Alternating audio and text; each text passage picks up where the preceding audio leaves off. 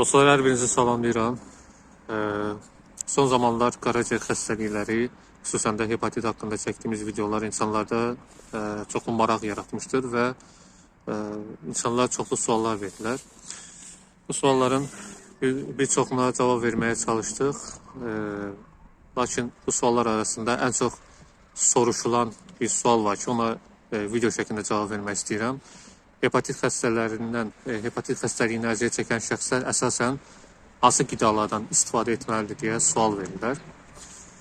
Düzün desəm, bu haqda məlumatı biz Dr. Nemo YouTube kanalında qaraciyər xəstəlikləri videolarında izah etmişik. Hepatit A və hepatit B-də bu mövzuya toxunulur. Lakin qısa şəkildə belə cavab verə bilərəm. Əgər hepatit diaqnozu qoyulubsa bir xəstəyə, o xəstə həkimin təyin elədiyi pəhrizlə və qoyduğu qadağalar və tövsiyə elədiyi qidaları istifadə etməlidir. Yəni, həkimin tövsiyəsini yerinə yetirməlidir.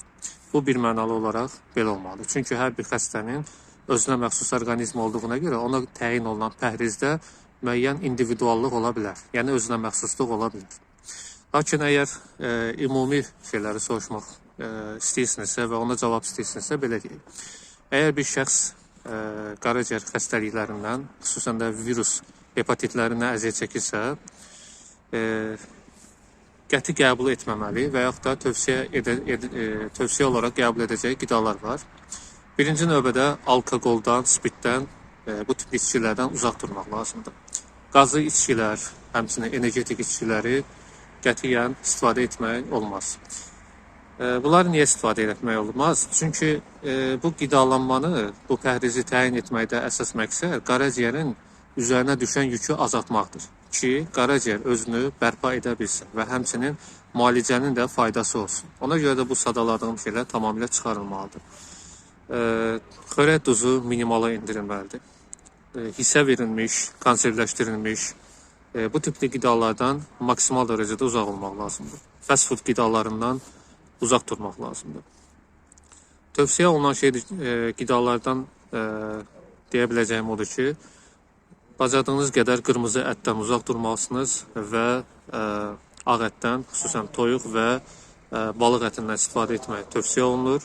Bitki yağlarından, xüsusən antioksidant xassəyə malik olan zeytun yağı tövsiyə olunur.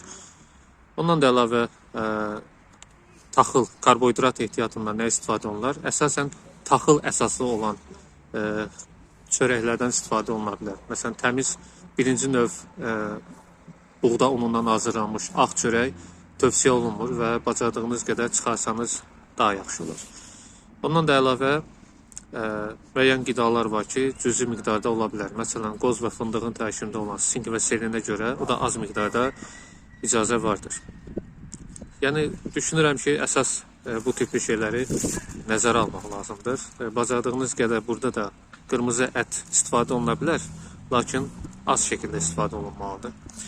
Çox yağlı qidalar, xüsusən də heyvani mənşəli, doymuş yağ turşusu əsaslı olan yağları istifadə etmək tövsiyə olunmur. Çünki onlar da qaraciyərin yağlanmasına səbəb olur. Burada da hepatit xəstəsi qaraciyəri zaten iltihablı olduğuna görə bu tipli yağlı qidalar onun üçün təhlükəli ola bilər. Belə, düşünürəm ümumi müddəalar, yəni ümumi qəbul oluna biləcək qidalar haqqında məlumatım kifayət edər. Lakin sonda yenə də bildirirəm ki, bu Dr. Nemo kanalının videoları qətiyyən müalicə məqsədi daşımır. Yalnız maarifləndirmə məqsədi daşıyır və sonda da onu bildirirəm ki, mütləq həkiminizin tövsiyəsinə əməl etməyiniz daha düzgün olardı.